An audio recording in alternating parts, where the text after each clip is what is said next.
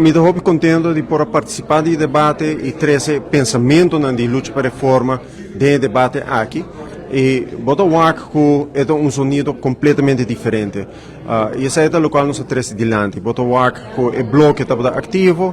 A nossa quis para outro política, uma política que põe enorme valor em um pedestal, uma política que quer de um profissionalismo, uma política que quer de uma perspectiva a largo prazo, que tem o bem-estar general na pecho.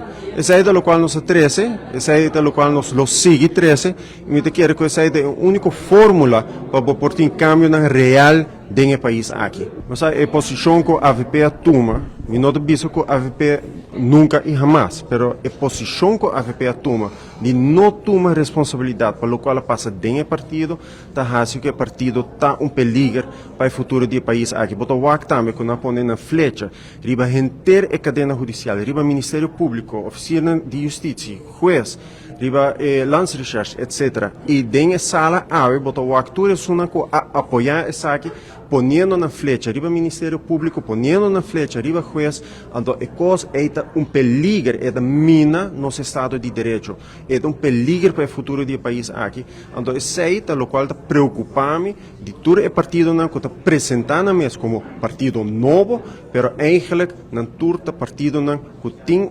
pensamento bio, e o pensamento bio é trazer bem-estar próprio, trazer para o mês chegar a poder, então é não importa com.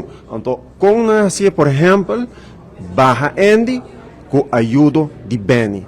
É uma falta de respeito para o país aqui. Isso é um problema grave, é uma falta de seriedade.